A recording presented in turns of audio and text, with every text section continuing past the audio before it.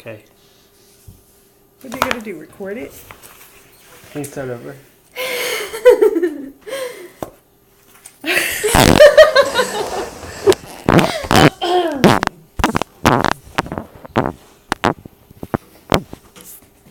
Go sit down.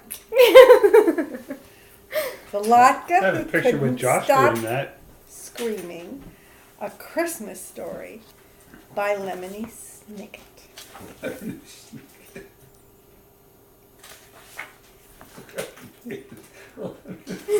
It's the name of the author who wrote the book. I'll be quiet. This story ends in someone's mouth, but it begins in a tiny village, more or less covered in snow, like this. I didn't see. Thank you. The snow had fallen during the long night, during which children had pressed their faces to the windows looking for a glimpse of a man who they suspected of bringing them wonderful gifts. But instead, they heard a terrible noise from a certain cottage in the neighboring arrondissement, a word which here means place where something was being born. This cottage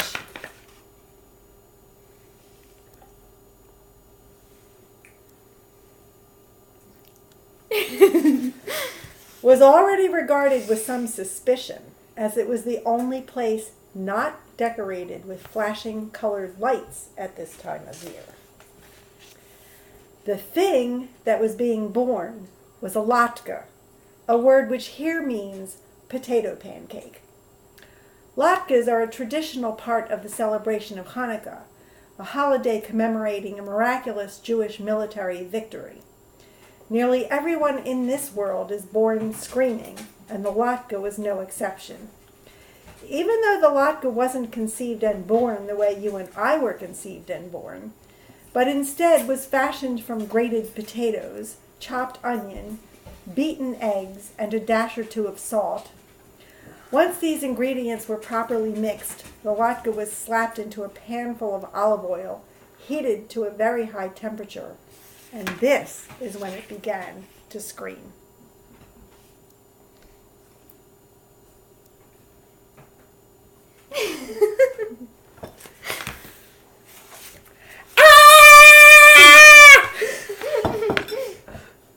Like that.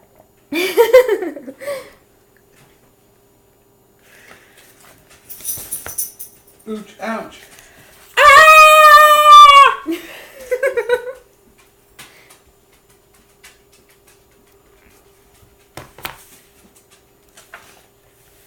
The latke was suffering so much that it leapt out of the hot pan and out the window of the cottage and began to run screaming down the boulevard.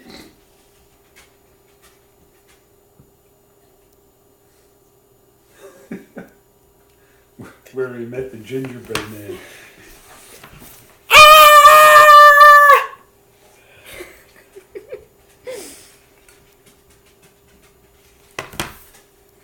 Catch me if you can. This may seem like unusual behavior for a potato pancake, but this is a Christmas story in which things tend to happen that would never occur in real life.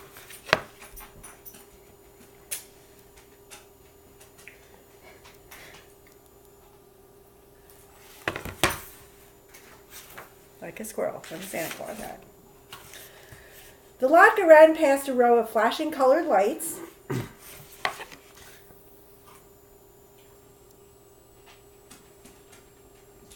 Past Rudolph the Red-Nosed Reindeer.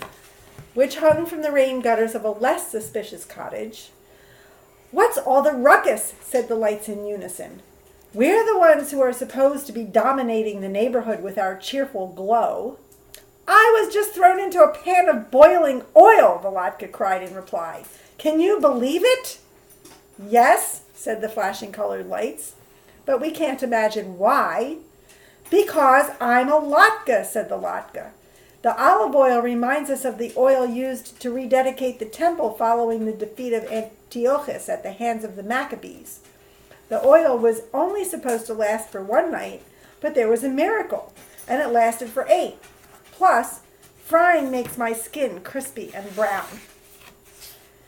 So you're basically hash browns, said the flashing colored lights. Maybe you could be served alongside a Christmas ham. I'm not hash browns, cried the latke. I'm something completely different.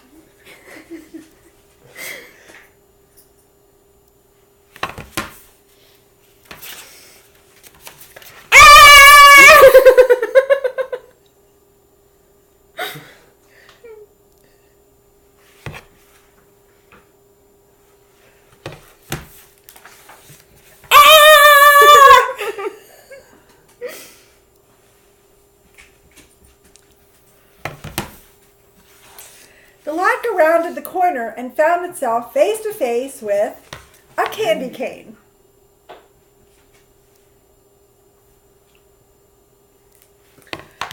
Which wrinkled its red and white nose at the latke in distaste. Candy canes don't have noses. I'm trying to sprinkle the night air with my peppermint scent, the candy cane said. Your mouth-watering smell, not to mention all that yelping, is spoiling the effect. My mouth-watering smell is part of the cozy feeling of Chanukah, the latke replied. It reminds us that things are better now than they were in 175 BCE, when my people were not allowed to practice their religion. In order to study the Talmud, they had to hide out in caves. And when they heard Greek soldiers approach, they pretended they were gambling with a small spinning top called a dreidel. Sort of like Joseph and Mary hiding out in the manger, said the candy cane. Someone should write a Christmas carol about you. I'm not part of Christmas, cried the latke. It's a totally different thing. Ah!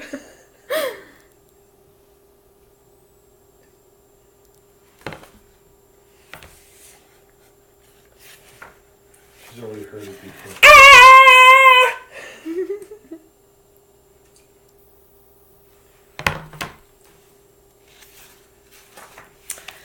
The screams of the latke grew quieter and quieter as the pancake ran out of the village into the surrounding forest.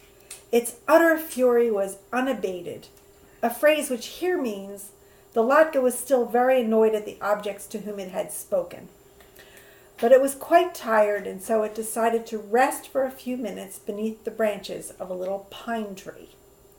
The pine tree was napping, but woke up at the sound of an object plopping down at its feet. There's that squirrel again.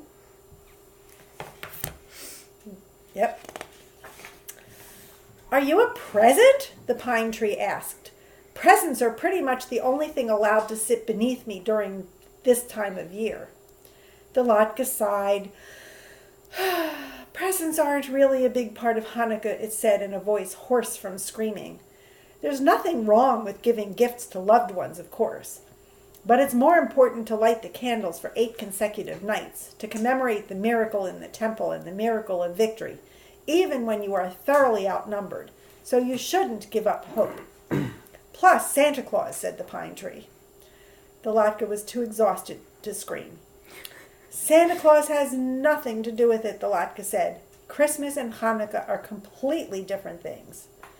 But different things often blend together, said the pine tree. Let me tell you a funny story about pagan rituals. But before the pine tree could begin its story, a family came trooping through the snow, searching the forest carefully. There's that squirrel again.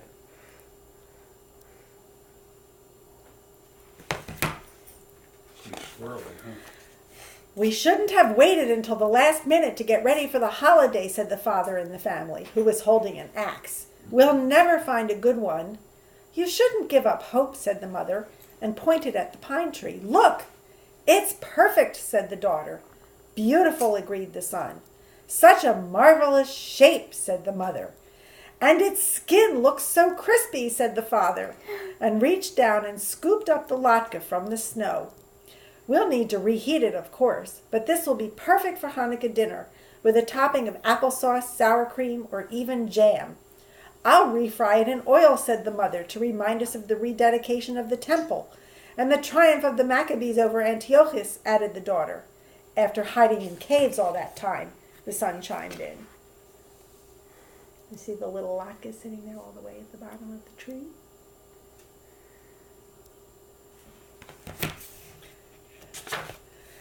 The father smiled down at the latke in his mitten and then stared curiously at his other hand. What was I thinking, bringing this axe, he said to himself.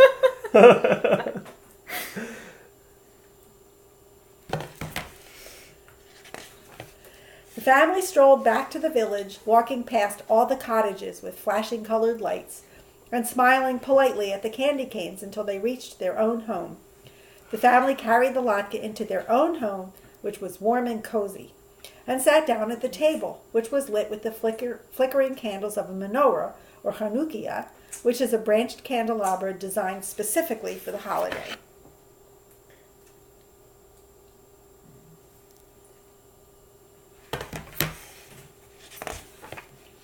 It is very frustrating not to be understood in this world. If you say one thing and keep being told that you mean something else, it can make you want to scream. But somewhere in the world there is a place for all of us, whether you are an electric form of decoration, peppermint-scented sweet, a source of timber, or a potato pancake.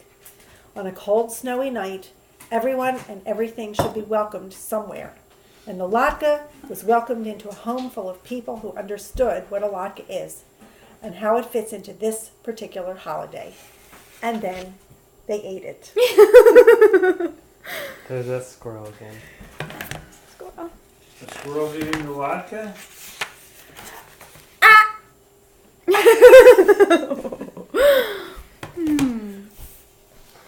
Poor latke.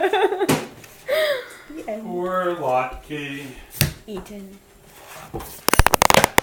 Did you take the whole thing? You're still taking